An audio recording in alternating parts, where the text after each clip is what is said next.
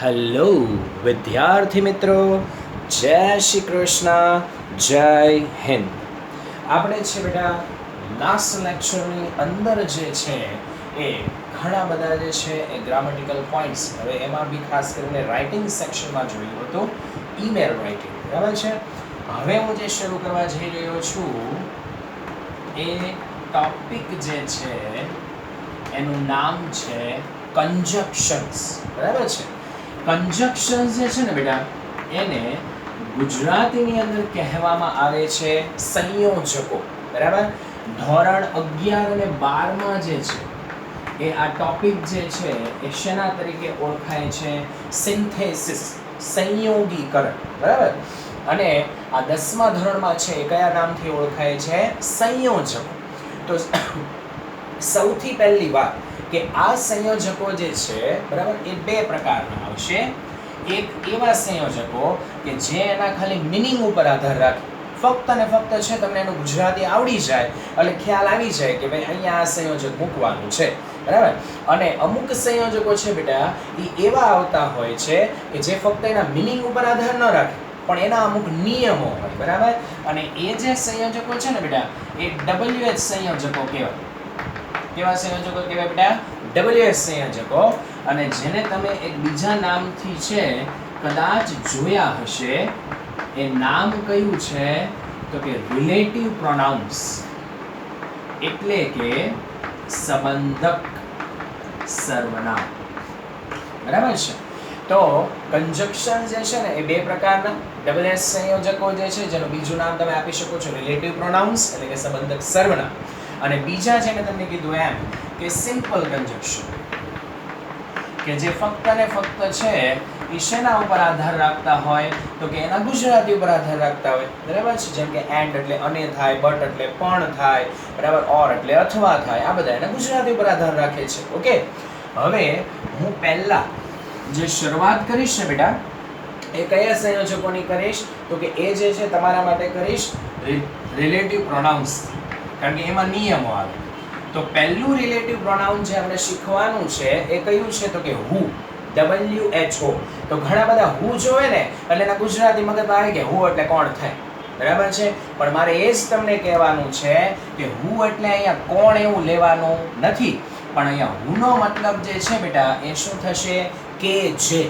કારણ હું સંયોજક તરીકે તમને હું શીખવાડી રહ્યો છું, પ્રશ્ન પૂછવા માટે હું શીખવાડતો નથી, બરાબર. હુ એટલે કે જે. હવે બીજી વાત કે હુ જે છે એ ક્યારે આવે સંયોજક તરીકે, એનો નિયમ શું? તો કે એમાં આગળ પહેલા તો હોવું જોઈએ મનુષ્યનું નામ, વચ્ચે જે છે આવશે હુ, હુની પાછળ કાં તો ટુ બી હોવું જોઈએ, કાં તો ક્રિયાપદ હોવું જોઈએ, કાં તો સહાયકારક ક્રિયાપદ હોવું જોઈએ, અને કાં તો મોડલ ઓક્સિલરી. ચારમાંથી કોઈ પણ એક વસ્તુ. પહેલા મનુષ્યનું નામ, પછી વચ્ચે મૂકવાનું હુ, હુની પાછળ ટુ બી, ક્રિયાપદ, સહાયકારક ક્રિયાપદ અથવા મોડલ ઓક્સિલરી, બરાબર. હવે હું તમને ઉદાહરણ બતાવું છું, બરાબર ધ્યાન આપજો.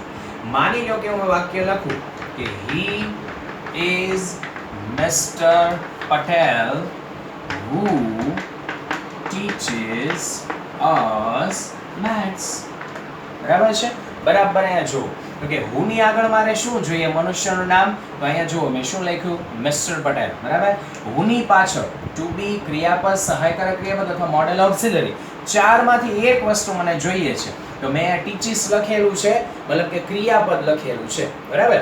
તો હવે વાક્યનો અર્થ શું થાય? બરાબર જોજો. તો કે હી ઇઝ મિસ્ટર પટેલ, તે શ્રીમાન પટેલ છે, who teaches us maths, કે જે અમને ગણિત ભણાવે છે. તે શ્રીમાન પટેલ છે કે જે અમને ગણિત ભણાવે છે, બરાબર. તો અહીંયા હુનો મતલબ કે જે થશે, કોણ નહીં થાય કે તે શ્રીમાન પટેલ છે, કોણ અમને ગણિત ભણાવે, એવું ગુજરાતી થતું નથી. ઓકે, આ હુની વાક્ય રચના થઈ બેટા તમારા માટે. બીજો શબ્દ આની અંદર જે આવશે એ કયો છે? which. અને એનું જે છે મતલબ ફરી પાછો એનો એ જ થશે કે જે, બરાબર. હવે અહીંયા આ વખતે મનુષ્ય સિવાય ગમે તે હોય, સાંભળજો બરાબર, મનુષ્ય સિવાય ગમે તે હોય, માણસ ને એની સિવાય બાકી બધું ચાલે, બરાબર. તો એની પાછળ તમારે શું મૂકી દેવાનું? વિચ મૂકી દેવાનું. અને વિચની પાછળ શું આવે એની સાથે આપણે કાંઈ જ લેવા દેવા નથી. ઓકે, હવે ધ્યાનથી જોજો બેટા. માની લો કે છે હું કોઈ એવું વાક્ય લખું કે ભાઈ he has a problem, ખાલી જગ્યા you don't know. બરાબર? હવે જોજો, he has a problem, ખાલી જગ્યા you don't know. તો ખાલી જગ્યાને આગળ મેં શું લખ્યું? પ્રોબ્લેમ લખ્યું. પ્રોબ્લેમ એટલે શું થાય? સમસ્યા થાય. બરાબર છે? સમસ્યા છે તે માણસમાં આવે ન આવે. માણસ સિવાયની વાત થઈ ગઈ. બસ આપણે મૂકી દેવાનું વિચ. પાછળ શું આપ્યું એની સાથે તમારે કાંઈ લેવા દેવા નથી. હવે ગુજરાતી શું થાય? he has a problem, તેને સમસ્યા છે, which you don't know, કે જે તમે જાણતા નથી. બરાબર? તેને સમસ્યા છે કે જે તમે જાણતા નથી. ઓકે, તો આ થઈ ગયો શેનો નિયમ બેટા તમારા માટે? which નો નિયમ. આગળ જોઈએ આપણે. આ ખાસ તમારે છે રિલેટિવ પ્રોનાઉન્સ ના નિયમો છે, એને મગજમાં નાખવા પડશે, કારણ કે આની મદદથી વાક્યો જોડવાનું છે ને બેટા એ વધારે આવતું હોય. બરાબર? એટલે ખાસ તમારે છે આ યાદ રાખવા પડે. ત્રીજું જે છે એ આની અંદર આવે છે કોણ? whom. કયું આવશે બેટા? whom. whom જે છે ને એનું ગુજરાતી થશે કે જેને. બરાબર સમજો, કે જેને. તો પહેલા આની અંદર છે એ કોણ આવી જશે? મનુષ્યનું નામ. બરાબર? પછી વચ્ચે જે છે એ તમારે કોને મૂકી દેવાનું છે? whom. whom ની પાછળ તમારે મૂકવાનું છે નામ અથવા સર્વનામ. બરાબર? મનુષ્યનું નામ, વચ્ચે whom આવશે, whom ની પાછળ આવશે નામ અથવા સર્વનામ. સર્વનામ એટલે I, we, you, he, she, they. આ બધા સર્વનામ કહેવાય. બરાબર? ઉદાહરણ તરીકે છે હું લઉં કે he is Mr. Shah, ખાલી જગ્યા we invited for party. બરાબર મગજ અહીંયા રાખજો બેટા. he is Mr. Shah, તે શ્રીમાન શાહ છે, ખાલી જગ્યા we invited for party. બરાબર? તો ખાલી જગ્યાની આગળ જોવો તમે મિસ્ટર શાહ એટલે કે મનુષ્યનું નામ આવી ગયું. ખાલી જગ્યાની પાછળ મેં શું લખેલું છે? we. તો we શું કહેવાય? સર્વનામ કહેવાય. એટલા માટે મારે અહીંયા શું લખવું પડે? whom. હવે ગુજરાતી. તે શ્રીમાન શાહ છે, whom, કે જેને we invited for party, અમે પાર્ટી માટે આમંત્રણ આપ્યું હતું. બરાબર? તે શ્રીમાન શાહ છે કે જેને અમે પાર્ટી માટે આમંત્રણ આપ્યું હતું. પછી બેટા આપણે છે ચોથો શબ્દ લઈએ, એ છે whose. કે જેનું, કે જેની, કે જેનો. આવા ટૂંકમાં વાક્ય પ્રમાણે અલગ અલગ અર્થ થશે. બરાબર? અહીંયા જે છે એ આવશે મનુષ્યનું નામ, વચ્ચે આવશે whose, whose ની પાછળ આવશે કાં તો સંબંધ દર્શક અને કાં પછી જે છે એ આવશે માલિકી દર્શક શબ્દ. બરાબર મગજ અહીંયા રાખજો બેટા. મનુષ્યનું નામ, વચ્ચે કોણ આવી જશે? whose. whose ની પાછળ આવશે સંબંધ દર્શક અથવા માલિકી દર્શક શબ્દ. કઈ રીતે? બરાબર અહીંયા જોજો. માની લો કે મેં એમ લખ્યું કે he is Raj, ખાલી જગ્યા wife is mad. બરાબર? તો હવે ધ્યાનથી જોજો. ખાલી જગ્યાની આગળ મેં શું લખ્યું? રાજ, મનુષ્યનું નામ. ખાલી જગ્યાની પાછળ મેં લખ્યું છે વાઇફ. બરાબર? વાઇફ મતલબ શું થાય? પત્ની. તો વાઇફ અને રાજ એ બંનેની વચ્ચે સંબંધ હોય કે પછી માલિકી હોય? બરાબર છે? તો કે સંબંધ હોય. એ કે ખરીદીને તો નથી જ લવાતું. બરાબર છે? ક્યારેક કોકના ન થતા હોય તો વળી ખરીદી લાવવી પડે, બાકી મોસ્ટલી તો આપણે સંબંધ જ જોઈએ. બરાબર? તો વાઇફ અને રાજ વચ્ચે શું છે? તો કે સંબંધ. એટલે આપણે શું મૂકી દેવાનું? whose. કે ભાઈ he is Raj, તે રાજ છે. whose wife is mad, કે જેની પત્ની ગાંડી છે. બરાબર છે? અઘરું પડે સંભાળવું, પણ હવે શું કરવું? રાજના લક ભાઈ. બીજું આપણે કંઈક ઉદાહરણ લઈએ બેટા. she is Miss Patel, ખાલી જગ્યા purse was stolen. બરાબર મગજ અહીંયા રાખજો બેટા. ખાલી જગ્યાના આગળ મેં મિસ પટેલ લખ્યું, મનુષ્યનું નામ છે. ખાલી જગ્યાની પાછળ મેં પર્સ લખ્યું, તો પર્સ અને મિસ પટેલ એની વચ્ચે સંબંધ હોય કે પછી માલિકી? તો કે માલિકી, કારણ કે પર્સ અને મિસ પટેલ વચ્ચે કઈ સંબંધ હોય નહીં, બરાબર, નિર્જીવ વસ્તુ. તો માલિકી છે તોય આપણે શું લેવું પડે? whose. ગુજરાતી શું થાય? she is Miss Patel, તેણી મિસ પટેલ છે. whose purse was stolen, કે જેનું પર્સ ચોરાઈ ગયું હતું, બરાબર, કે જેનું પર્સ ચોરાઈ ગયું હતું. ઓકે, તો આ થઈ ગયું કેટલામું? ચોથું આપણું whose. આગળ જોઈએ આપણે બેટા.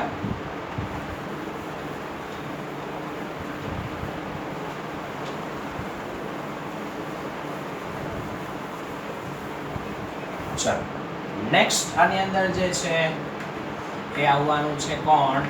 વોટ. વોટ નું ગુજરાતી થાય જે. શું નહીં થાય? જે થાય. શું થાય? જે. કઈ રીતે આવે? તો કે એની અંદર તમારે સૌથી પહેલા તો છે અહીંયા કોણ હોવું જોઈએ? આગળ ક્રિયાપદ હોવું જોઈએ. પછી વચ્ચે જે છે એ કોને મૂકી દેવાનું? વોટ. વોટની પાછળ જે છે એ આવશે નામ અથવા સર્વનામ, બરાબર છે. હવે ધ્યાનથી જોજો. માની લો કે હું વાક્ય લખું કે she can't understand ખાલી જગ્યા her husband is saying. બરાબર અહીંયા મગજ રાખજો કે she can't understand, તો ખાલી જગ્યાની આગળ મેં શું લખ્યું? અન્ડરસ્ટેન્ડ. અન્ડરસ્ટેન્ડ નો મતલબ થાય સમજવું, બરાબર. ખાલી જગ્યાની પાછળ મેં લખ્યું છે હર હસબન્ડ, તેણીનો પતિ, બરાબર. તેણીનો પતિ મતલબ એ શું થઈ ગયું? નામ થઈ ગયું, બરાબર છે. તો હવે અહીંયા નામ આવ્યું, અહીંયા ક્રિયાપદ આવ્યું, એટલે મારે શું અહીંયા લખી દેવાનું? વોટ, બરાબર. મતલબ શું થાય? તો કે she can't understand, તેણી સમજી શકતી નથી. વોટ, જે her husband is saying, તેનો પતિ કહી રહ્યો છે. આ તો જો કે જનરલ પ્રોબ્લેમ છે, બધાને હોય, લગ્ન થયા હોય ને ખબર. Okay, just one kind of joke. Okay, અને તો ઘરે પાછા મમ્મી ને પપ્પા પૂછે આવું જ હોય. ચાલો, she can't understand, તેણી સમજી શકતી નથી. what her husband is saying, બરાબર, તેનો પતિ શું કહી રહ્યો છે. હવે why, કે શા માટે, બરાબર. કે શા માટે નહીં હો, નહીં તો ઘણા ભેગું કરી દે પાછું. કે શા, કે શા નહીં, કે શા માટે. ઓકે, આવે ક્યારે? તો કે રીઝન અથવા કોઝ, બરાબર. કયો શબ્દ? રીઝન અથવા કોઝ. બે માંથી કોઈ એક શબ્દ આગળ આવે એટલે પાછળ તમારે શું મૂકી દેવાનું? વાય. રીઝન એટલે કારણ થાય, કોઝ એટલે પણ કારણ થાય, બરાબર. હવે ધ્યાનથી જોજો. માની લો કે આપણે એમ લખી દઈએ કે ભાઈ હિરેન didn't know reason ખાલી જગ્યા Kinjal was crying, બરાબર. તો ધ્યાનથી જોજો. Hiren didn't know reason ખાલી જગ્યા Kinjal was crying. તો ખાલી જગ્યાની આગળ શું આવ્યું? રીઝન. રીઝન નો મતલબ શું થાય બેટા? કારણ થાય, બરાબર. તો શબ્દ આવી ગયો રીઝન, અહીંયા શું મૂકી દેવાય? કે હિરેન કારણ જાણતો નહોતો. વાય, કે શા માટે Kinjal was crying, Kinjal રડી રહી હતી. ઓકે, આ થઈ ગયું વાય. આગળ જોઈએ. હવે લાસ્ટ 2 છે આની અંદર.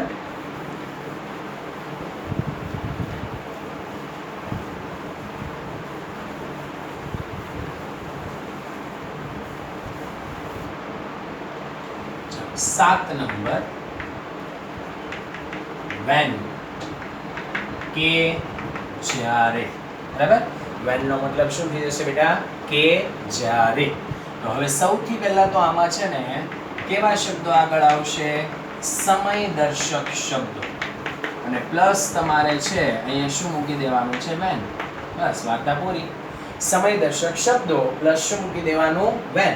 ઓકે, હવે માની લ્યો કે આપણે જે છે વાક્ય ધારો કે લઈએ કે it is 12 o'clock ખાલી જગ્યા ઈશા calls someone,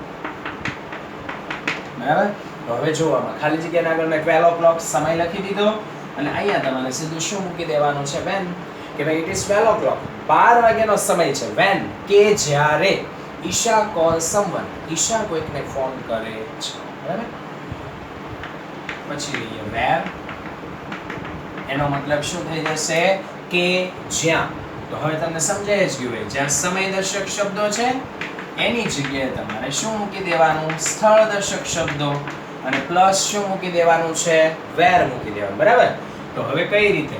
તો કે ઇટ ઇઝ અ ગાર્ડન, ખાલી જગ્યા, પરી મેક્સ હિમ. બરાબર? તો ખાલી જગ્યાના આગળ મેં શું લખ્યું? ગાર્ડન. ગાર્ડન એટલે બગીચો. એ શું કહેવાય? સ્થળ કહેવાય. તો અહીંયા છે મારે શું મૂકી દેવાનું? વેર. ઇટ ઇઝ અ ગાર્ડન, તે બગીચો છે. વેર, કે જ્યાં, પરી મેક્સ હિમ, પરી તેને મળે છે. ઓકે, તો આ તમારા થઈ ગયા બેટા કયા? રિલેટિવ પ્રોનાઉન્સ છે. બરાબર છે? પણ ફક્ત રિલેટિવ પ્રોનાઉન્સ નથી આવતા, સાથે સાથે આપણે સિમ્પલ સંયોજકો પણ આવે. તો હવે આપણે સિમ્પલ સંયોજકોમાં કોણ કોણ આવશે, એનું ગુજરાતી શું થશે, એનું આખું લિસ્ટ બનાવીશ. બરાબર છે? અને જે તમારે પણ તમારી નોટબુકમાં લખવાનું છે. એટલે હવે આપણે સિમ્પલ સંયોજકો છે એને લખવાનું શરૂ કરશું, જેમાં કોઈ નિયમો નહીં આવે. એ એના ગુજરાતીની આધારે છે તમારે એનો ઉપયોગ કરવાનો થશે, અને એ ગુજરાતી ઉપર આધારિત સંયોજકો છે એ ગણવામાં આવે છે. હવે સિમ્પલ સંયોજકોની અંદર પહેલું એન્ડ, એઝ વેલ એઝ, આ બંનેનું ગુજરાતી શું થશે? અને આપણે વચ્ચે વિભાગ પાડી દઈએ એટલે થોડું ખબર રહેશે આપણને. બટ, યેટ, એનો મતલબ થઈ જશે પણ, પરંતુ. પછી ધો, અલ્ધો, even though, even if, however, in spite of, as, despite. બરાબર? આ બધાનું ગુજરાતી થશે બેટા છતાં પણ. બરાબર છે? બધા વિચાર કરતા હશે કે સર આટલા બધાનું એક સરખું થાય, ગમે એક લખ નાખતા હો તો બધાની રચના અલગ અલગ આવે ને મારે તમે આપણે બધા ફંક્શન્સમાં ભણ્યા જ છીએ એટલે એમાં બહુ લાંબુ સમજાવવાની જરૂર નથી મારે કે શું કામ આટલા બધા શબ્દો લખ્યા. પછી આવી જશે બેટા ધેટ. ધેટનું ગુજરાતી શું થઈ જશે? કે. વેન, જ્યારે, ત્યારે.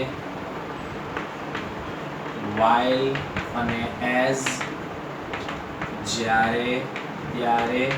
તો વેન વાઇલ બેયમાં જો જ્યારે ત્યારે મતલબ થતો હોય તો કંઈક તો ફરક હોય ને. તો વાઇલ અને એઝ છે એ કેવી ક્રિયા માટે હોય? ચાલુ ક્રિયા માટે. બરાબર? પછી એઝ સૂન એઝ, જેવું કે, તરત જ.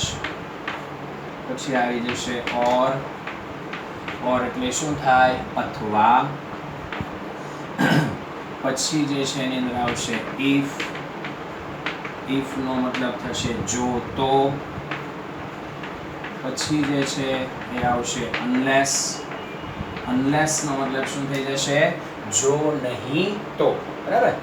આ 10 સુધીના થયા. હજી આપણે આગળ લખવાના છે બેટા.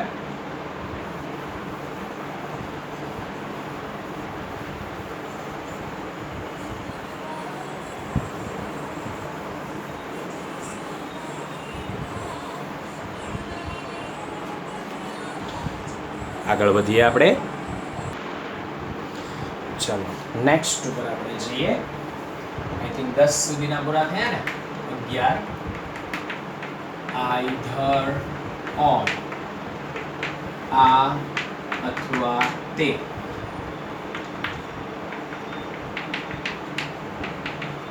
નાઈધર નોર, આ પણ નહીં તે પણ નહીં. બોથ એન્ડ, બંને અને. નોટ ઓનલી બટ ઓલ્સો, ફક્ત આજ નહીં આ પણ.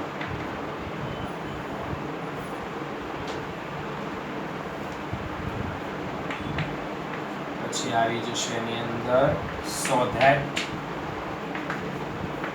કે જેથી, પછી ફરી પાછું સો ધેટ, અને અહીંયા ધ્યાન આપજો આ વચ્ચે એમાં સ્પેસ આવશે, આ ભેગું આવશે, આનો મતલબ થશે તેથી, અને આ શું બતાવવા માટે છે?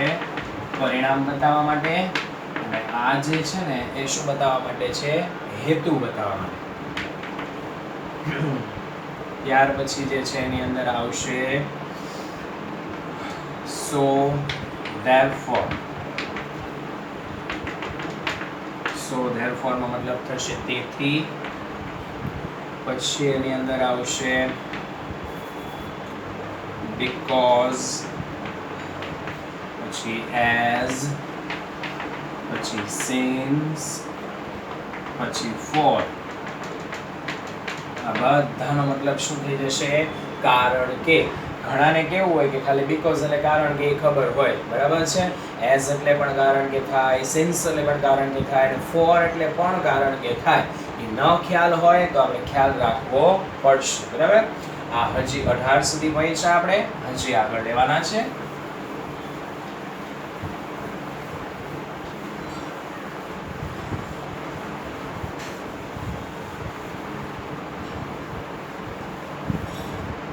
પછી જે છે આની અંદર આપણે 18 નું લીધું હતું ને, 19 માની અંદર લેવાનું થશે because of,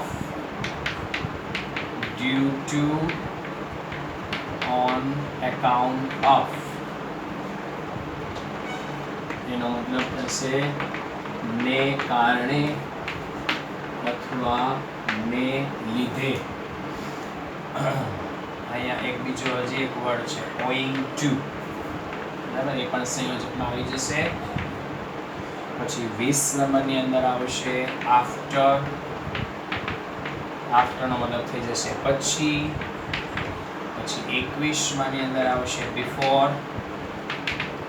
બિફોર જે છે એનો મતલબ થઈ જશે પહેલા.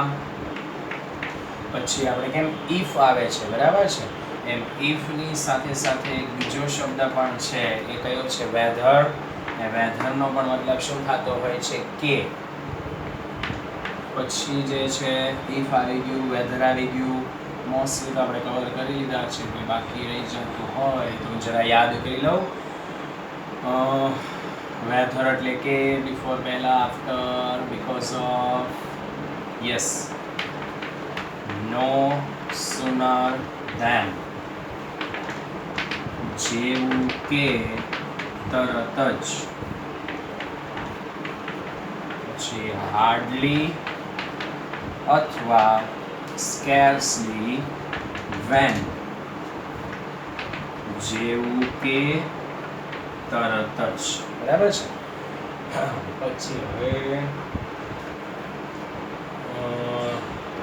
વેધર, યસ, હા, કદાચ હું ભૂલી ગયો છું કે નહીં મને યાદ નથી આગળનામાં, પણ ઓર અથવા અધરવાઇઝ એનો મતલબ થઈ જશે નહીંતર, બરાબર. આપણે ઓર એટલે અથવા લીધું હતું, અધરવાઇઝ લીધું હતું કે નહીં મને યાદ નથી રહ્યું. આ બધા જ જે છે ને બેટા એ કેવા સંયોજકો છે? સિમ્પલ સંયોજકો, બરાબર. અને જેનામાંથી ઘણા બધાના જે વાક્ય રચનાઓ છે ને એ આપણે ઓલરેડી આપણા ફંક્શન્સમાં ભણી પણ ગયા છે, બરાબર. ઘણા બધાની, જેમ કે નો સોનર ધેન, નો સોનર ધેટ થઈ ગયો, નો સોનર ધેન, બરાબર. નો સોનર ધેન, હાર્ડલી સ્કેર્સલી વેન, બરાબર. 11 12 વાળાને સ્પેશિયલ એની રચનાઓ આવે છે, 10th માં એની રચનાઓ આવતી નથી. ઇફ જ્યાં વપરાઈને આપણે વેધર વાપરી શકીએ છીએ, બરાબર છે. અને આ બીકોઝ ઓફ જે છે એની કોઈ બધાની રચનાઓ નથી, પણ એના ગુજરાતી ફરી જાય. બીકોઝ એટલે કારણ કે થાય, પણ બીકોઝ ઓફ એટલે શું થાય? તો કે ને કારણે અથવા ને લીધે થાય. એટલે એમાં મિનિંગમાં આખો ચેન્જ થઈ જશે, બરાબર. તો આ બધા એવા સંયોજકો જે 25 સુધીના મેં લખ્યા એ કે જેના ગુજરાતી ઉપર આધાર રાખે છે, બરાબર છે. અને જેનો મિનિંગ તમને આવડતો હોય તો તમે જે છે એનો ઉપયોગ આસાનીથી કરી શકો છો. અને WS સંયોજક જે હતા, રિલેટિવ પ્રોનાઉન્સ જે હતા, એના વિશે આપણે અગાઉ એના નિયમો જે છે એની ચર્ચા પહેલાં કરી દીધી છે. ઓકે, તો ટાઈમ જે છે એ પણ આપણો એક્ઝેક્ટ ઘણો બધો છે, એ થઈ ગયેલો છે. જો આગળમાં આપણે પછી એના ઉદાહરણો લેવા જશું તો વિડીયો થોડો વધુ પડતો લોંગ થઈ જશે, એટલે અહીંયા આપણે આ સંયોજકોના લિસ્ટ સાથે છે એ અટકાવીએ છીએ. ધોરણ 12, 11 બંનેની અંદર સિન્થેસિસ નામનો ટોપિક આના ઉપર આધારિત છે. ધોરણ 10 ની અંદર કન્જક્શન્સ નામનો ટોપિક છે એ આના ઉપર આધારિત છે. આના ઉપર એટલે કોની ઉપર? સંયોજકો ઉપર. ઓકે, અને નેક્સ્ટ લેક્ચરમાં છે આપણે કઈ રીતે એક્ઝામમાં પૂછાય છે, કેવી રીતે આપણે છે આનું કામ કરશું, બરાબર, આનો ઉપયોગ કેવી રીતે કરશું એ આપણે એની અંદર ભણશું. તો ત્યાં સુધી જય શ્રી કૃષ્ણ, જય Hind, stay home, stay safe, bye bye, C you soon.